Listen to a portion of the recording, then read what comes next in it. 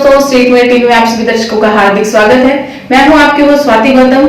आज हम बात कर रहे हैं विनोद अरोड़ा जी से, जो कि आज हमारे साथ हैं और वो सोशल एक्टिविस्ट भी हैं, फैशन डिजाइनर भी हैं, पत्रकार भी हैं, जो कि देश प्रदेश के विभिन्न संगठनों से जुड़े हुए हैं। हम अक्सर इन्हें समाज की समस्याओं से लड़ते हुए देखते हैं, किसान व्यापारियों के हितों के लिए इनको लड़ते हुए देखते हैं, ये आवाज उठाते हैं उनके लिए। तो हम सर से इंटरव्यू तो आज हम नहीं कह सकते इसको, सर से हम परिचर्चा करेंगे। परिचर्चा को आगे बढ़ाते हुए हम बात करेंगे विनोद जी से। सर नमस्कार, बहुत बहुत शुक्रिया आपने हमें टाइम दिया। तो सर अपने बारे में हमारे दर्शकों को कुछ बताइए। मेरा नाम विनोद अरोड़ा है और मैं एक फैशन डिजाइनर हूँ, सोशल एक्टिविस्ट तो नहीं कह सकते, आप समझ सकते हो, क्योंकि मेरा मानना यही है कि कोई व्यक्ति यदि अपने व्यवसाय को सही निस्वार्थ ढंग से करता है तो वो एक तरह से समाज सेवी ही कहलाएगा। जैसे डॉक्टर हैं, इंजीनियर्स हैं, वकील हैं या फिर कोई भी मिस्त्री है, यदि उसको कार्य करते हुए उसके अंदर भ्रष्टाचार आ जाता है, लालच आ जाता है, तो वहीं से हमारे देश का पतन शुरू हो जाता है। तो मेरा यही मानना है कि यदि हम अपने व्यवसाय को निस्वार्थ भाव से करेंगे तो वो एक व्यक्ति समाज सेवी ही कहलाएगा। सर आप समाज सेवा में कैसे आए? सर आपने कहाँ से शुरुआत की, उसके बारे में हमारे दर्शकों को कुछ बताइए। देखिए, मेरे पिताजी काफी संगठनों से जुड़े हुए थे और लायंस क्लब के अध्यक्ष भी थे। तो मैं बहुत छोटा था और मैं उनके साथ ही रहता था, जैसे बच्चे अपने पिता के साथ रहते हैं। तो उन्हें देख के ही मैंने समाज सेवा सीखी है। तो आप ये कह सकते हैं कि समाज सेवा मुझे विरासत में मिली है। और एक किस्सा भी याद है कि मैं 16-17 साल उम्र होगी, 96 की बात है। तो एक ब्लड डोनेशन कैंप में मैंने रक्तदान देना के लिए अपना फॉर्म भरा। तो मेरे उस टाइम मैं कमजोर था, तो उन्होंने मेरा रक्त नहीं लिया, कि कमजोर भी था और एज भी कम थी। मगर कुछ टाइम बाद ही एक जरूरतमंद को मैंने रक्त दिया और मुझे बहुत सुकून मिला। और आज तक मैं हर साल 1 या 2 बार रक्तदान करता हूँ और सैकड़ों रक्तदान शिविर लगाने का मुझे सौभाग्य मिला, युवाओं को रक्तदान के लिए प्रेरित करने का सौभाग्य मिला। ये मेरे लिए एक बहुत बड़ा सौभाग्य है। सर जैसे कि सभी जानते हैं, आपको पार्कमैन के नाम से भी जानते हैं सभी, तो उसके बारे में आप क्या बताना चाहेंगे? देखिए, जब मैं प्रैक्टिस कर रहा था फैशन डिजाइनिंग की दिल्ली में, तो फतेहाबाद अक्सर आता था। तो यहाँ पे हमारे एक अम्बेडकर पार्क होता था, उसमें बड़ी बड़ी घास होती थी और कुछ कुल्फी वाली रेडियां होती थी और हमारे यहाँ घूमने का कोई स्थान नहीं होता था। तब मैंने यही सोचा कि मुझे मेरे शहर को मेरी बहुत ज़रूरत है। मैंने सिटी के वेलफेयर के लिए कुछ मेरे साथ मेरी सोच रखने वाले जो युवा साथी थे, उनके साथ मिलकर सिटी वेलफेयर क्लब का गठन किया। और हमने पपिया पार्क, थाने वाला पार्क और शहर के जितने भी पार्क हैं, उनमें ट्रैक है, झूले हैं, लाइट्स हैं, सबके लिए संघर्ष किया। चिली वाले पार्क के लिए द्वार चौक में धरना दिया और कचहरी वाले पार्क के लिए कचहरी वाले पार्क के बाद धरना दिया।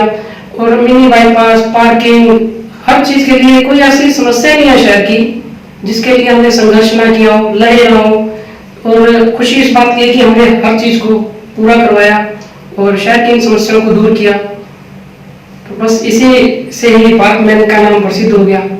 तो सर जैसे आप काफी संगठनों के साथ जुड़े हुए हैं, तो सर उसमें जैसे आप हाँ जी सिटी वेलफेयर से जुड़े हैं, उसमें आप कोई चंदा या दान वगैरह उसमें नहीं आप लेते, तो उसको आप कैसे चला पाते हैं उसको? देखिए, जब हमने संगठन बनाया तो हमारा मकसद सिटी का वेलफेयर करना था और खुद का वेलफेयर करना नहीं था। और जो संस्थाएं दान चंदा लेती हैं या मतलब जहाँ पैसा आता है तो वहाँ लड़ाई और झगड़े भी आते हैं। तो हमारा मकसद तो वेलफेयर करना था और लड़ना था, संघर्ष करना था। तो बहुत से साथी हैं जो, जैसे हमारा दवा का मतलब मेडिकल कैंप लगता है तो उसमें कोई दवाएं स्पॉन्सर कर देता है। हमारा लोड़ी बेटी के नाम कार्यक्रम है, उसके अंदर कोई अपनी चीज तरफ से कंबल वगैरह को स्पॉन्सर कर देता है। इसलिए स्पॉन्सरशिप के माध्यम से हम अपने कार्य करते हैं और जो कुछ और खर्चा लगता है वो अपनी जेबों से लगा देते हैं, तो इसलिए हमें मांगना नहीं पड़ता। तो बिना दान चंदे भी हमारा काम चल जाता है। तो सर कहीं ऐसा तो नहीं है आप भी आगे फ्यूचर में चुनाव लड़ने के मूड में हैं? नहीं, देखिए, चुनाव लड़ना होता तो 96 से अब 2021 चल रहा है, 25 साल हो गए। तो सिटी के वेलफेयर के लिए लड़ रहा हूँ, तो उसी के लिए लड़ता हूँ तो अच्छा है। चुनाव लड़ना तो इतना इंतजार करना ही है। हाँ जी, हाँ जी। जैसे कि सर आप शहर की बहुत सी समस्याओं को लेकर आप लड़ रहे हैं सर, तो आगे क्या सोचा आपने, आगे क्या करेंगे? देखिए, ये लड़ाई तो तब तक जारी रहेगी जब तक हम अपने सपनों का शहर नहीं बना देते। तो मैं तो अब आगे ये सोच रहा हूँ कि मेवात के बाद नीचे से हम फतेहाबाद वाले दूसरे पायदान पे शिक्षा और स्वास्थ्य सुविधाओं के अंदर, तो मेरा तो यही मानना है कि हमारे यहाँ पर एक यूनिवर्सिटी या मेडिकल कॉलेज की बहुत आवश्यकता है। हमारे आसपास हिसार सिरसा के अंदर दोनों चीजें अवेलेबल हैं, जबकि हमारे पास शिक्षा का स्तर बहुत गिरा हुआ है। तो अभी सिविल हॉस्पिटल 18 एकड़ में बनना है हुड्डा के अंदर, जो अभी चर्चा चल रही थी, सरकार ने फंड भी जारी किया है। मैं तो आपके स्टेट मेल टीवी के माध्यम से सरकार को ये बात पहुंचाऊंगा कि वो उस प्रोजेक्ट को थोड़ा सा और फंड और जगह रिलीज करके क्यों ना मेडिकल कॉलेज ही बना दिया जाए, क्योंकि हमारे पास सामान्य हॉस्पिटल, नागरिक हॉस्पिटल सही है। अभी हमने ऑक्सीजन लाखों रुपए लगा के प्लांट बनाया है, उससे पहले लाखों रुपए लगा के डायलिसिस सेंटर बनाया है, और उससे पहले ब्लड बैंक बनाया, वहां पर नशा मुक्ति केंद्र बनाया है। हमने लाखों रुपए वहां खर्च किए हैं। तो मेरा तो यही कहना है आपके माध्यम से और शहरवासियों से भी अपील करूंगा कि वो भी इस संघर्ष में साथ रहें और फतेहाबाद में एक मेडिकल कॉलेज बनाए। सरकार का खुद का नियम है कि हर जिले में मेडिकल कॉलेज होना चाहिए, तो इस बात में देरी क्यों? बहुत अच्छी बात कही है सर कि हमारे शहर में भी एक मेडिकल कॉलेज होना जरूरी है और होना भी चाहिए। सर हमारे आप दर्शकों को, हमारी युवा पीढ़ी को आप क्या मैसेज देना चाहेंगे?